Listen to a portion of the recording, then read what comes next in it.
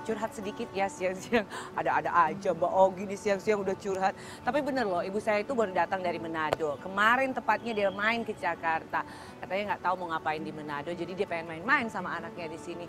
Nggak ada angin, nggak ada hujan, tiba-tiba dia minta dibeliin bolu tepung bekatul. Saya aja denger namanya itu baru ya, minta kayak lalampa, panada ya kan, kuenya orang Manado. Ini minta bolu tepung bekatul. Apa lagi di bekatul? Searching lah saya. Pertama yang saya dapat informasinya bekatul itu makanan bebek. Saya bilang dong sama ibu saya, "Mah, kok makanan bebek sih? Kamu ini search yang bener dong, itu bukan makanan bebek, itu bisa diolah." Akhirnya saya baca tuh, emang bener loh, bekatul itu bisa diolah menjadi tepung. Kalau udah tepung berarti bisa jadi makanan dong. Nah, pasti kamu baru tahu kan? Mari kita belajar, apa sih bekatul itu? Bekatul adalah lapisan luar dari beras yang terlepas saat proses penggilingan gabah. Kalian harus tahu proses penggilingan gabah padi menghasilkan beras sebanyak 60-65% dan menghasilkan bekatul 8-12%. Kalau teman-teman tahu nasi yang kita makan sehari-hari berasal dari gabah padi yang sudah diproses jadi beras. Nah, gabah padi itu terdiri dari dua lapisan. Yang pertama biji beras dan yang kedua kulit padi. Bentuk bekatul itu seperti ini, sedangkan warnanya krem atau coklat muda.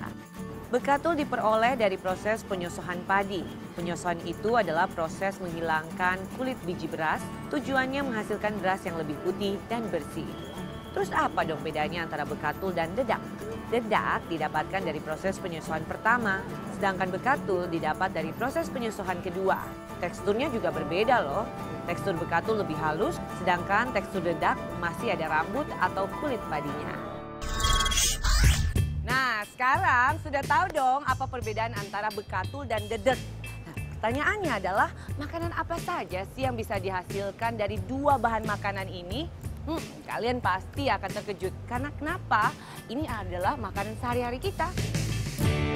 Tepung bekatul bisa diolah jadi makanan yang biasa terbuat dari tepung biasa. Seperti roti, bagelan atau roti kering, cake, kue kering.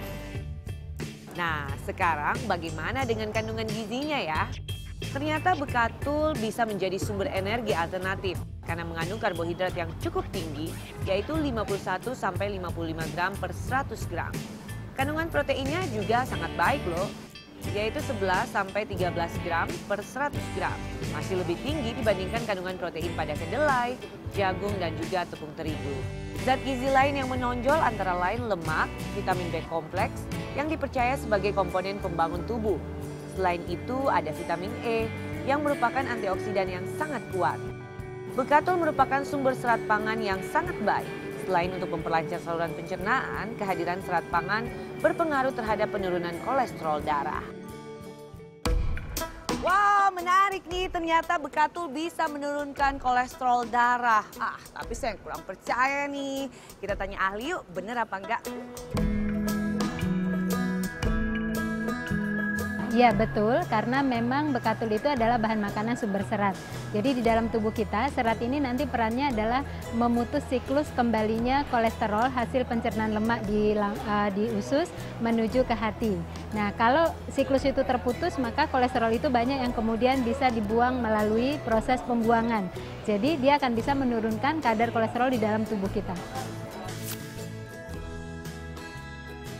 Tepung bekatul bisa menjadi bahan makanan sumber karbohidrat karena memang dia juga merupakan sumber karbohidrat yang kaya akan serat. Cuman masalahnya adalah tepung bekatul nggak bisa diolah sendirian karena rasanya kurang enak. Maka dia harus digabung dengan pengolahan lain seperti misalnya campuran sereal atau campuran bakso atau campuran makanan yang lain. Nah, dia bisa berperan nanti sebagai sumber karbohidrat dan sebagai sumber serat. Nah, gimana? Sudah jelas dong soal bekatul? Masih ada pertanyaan? Kalau masih ada pertanyaan, kalian boleh mention aja ke Twitter ataupun ke Instagramnya @wonderfoodnet. Sekarang kita ganti pembahasan. Saya senang membahas tentang sorghum siang hari ini. Ada yang tahu tentang sorghum apa? Sama, saya juga nggak tahu sorghum itu apa. Tapi tenang, searching dong. Iya kan, internet kan sekarang cepat. Sorghum itu ternyata kurang lebih sama lah dengan bekatul. Itu bisa diolah menjadi bahan makanan dan juga bisa menjadi pakan ternak. Nah, ini dia informasi selengkapnya. Sorghum adalah bahan pangan urutan kelima setelah gandum, jagung, padi, dan jelai. Asalnya dari wilayah tropis sampai subtropis di Afrika Timur, lalu dikembangkan di Eropa Selatan, Amerika Tengah, dan juga Asia Selatan. Sepintas tanaman ini mirip tanaman jagung ya, tapi lebih tinggi. Teman-teman di rumah harus tahu loh, kalau daun sampai akar sorghum itu bermanfaat. Daunnya bisa jadi sumber pakan ternak, batangnya bisa jadi bahan pembuat kertas. Akarnya bisa dibuat jamu loh, untuk memperlancar peredaran darah. Sedangkan bijinya bisa dibuat makanan, langsung ditanak seperti beras atau bisa juga dibuat tepung terlebih dahulu. Walaupun sorghum belum banyak dikenal di seluruh Indonesia, tapi di beberapa pulau seperti di Pulau Jawa, pulau di Provinsi Nusa Tenggara Barat, dan di Nusa Tenggara Timur, sorghum sudah dijadikan bahan pangan loh. Nah teman-teman, kalau sorghum ternyata bisa diolah menjadi tepung, artinya itu bisa menjadi makanan. Lalu pertanyaan saya, makanan apa sih yang bisa dihasilkan dari tepung sorghum?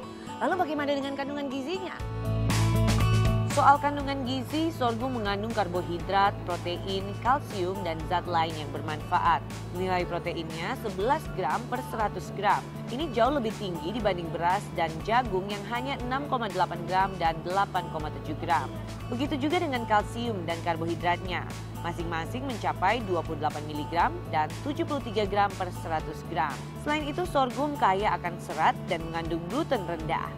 Kalau soal olahan makanannya, sorghum bisa diolah menjadi kue kering, cupcakes, pop sorghum. Sekian menu Wonder Food hari ini, semoga bermanfaat untuk kita semua ya. Dan jangan lupa untuk tonton terus Wonder Food setiap hari Senin sampai dengan Jumat jam 2 siang. Dan jangan lupa juga kalau kalian punya informasi menarik, boleh mention ke kita di Twitter ataupun di Instagram di @wonderfoodnet. Atau boleh juga ke Instagram saya @rizkaudi. Sampai jumpa.